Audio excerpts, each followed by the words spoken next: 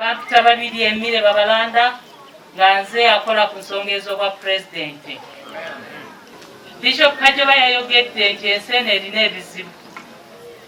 ebizibu bingi nnyo ddala, naye ffe tetuli bansi mujjukire era tetulina kufaanana nsi.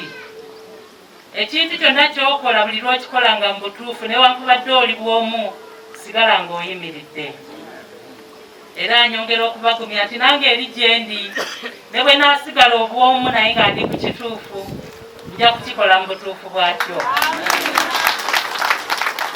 Ebyogerwa mubadde mubiwulira bingi nnyo ku social media ne ku TV, naye ebyo bireme okutudaivatinga kubanga tulina okusigala nga tuli baana ba musana. Olwaleero nzize eri baganda bange ne bannyinaze okukolera Mukama Katonda. Ffe tuli banjawulo ku bantu abalala, ekyo njagala mukimanye.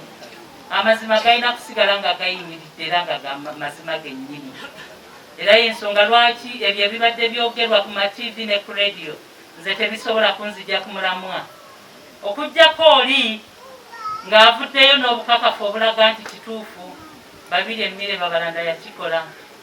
Mu butuufu bwakyo ekyo kye kiyinza okunkosaamu. Naye gwe bw'oyogera ekintu nga tokirinaako omutwe n'amagulu. Recently pulezidneti w'eggwanga yagenda n'alonda ba RDC. Obwo obuyinza abulina era yabalonda. Naye ne bagamba nti omukyalo oyo minisita babadde nga bamuwa obukadde 200 okubateeka mu bifo ebyo. Naseka ne nebaza Katonda ate n'ayongera okunzijukiza nti ffe tetuli bansi eno.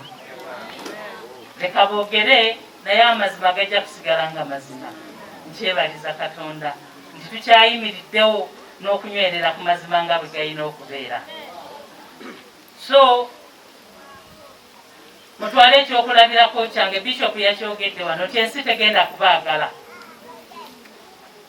Mulina ensonga lwaki era mumanye ensonga lwaki ensi tegenda kutwagala, kubanga tukole ebintu ebitafaanana nsi eno. Kakati bwengezaako okwata ku babbi b'ettaka ng'ate n'ababbi b'ettaka ababakozesa bali mu gavumenti ne balaba nga ababadde babaprotectinga ate tubajje mu gavumenti, awo obujja ne bugamba ate amataka gaffe getubbye oba getukoze bwe tutya ani anagaprotectinga. Kubanga tulina okukola n'abantu abeesimbu era ab'amazima. Bw'okwata ku bantu bo abagaggawalidde mu bukenuzi, ekintu kye tuyita corruption, abeenyigidde mu bintu ebifaanana bwe bityo, naye ng'ate bakozesa gavumenti yennyini okwonoona gavumenti nga n'ababakuuma oba abababikkako bali mu gavumenti. Kati bw'okwata ku bantu ababadde babakuuma nti gavumenti terina kutambula bweti bw'erina okutambula, tebakulaba bulungi.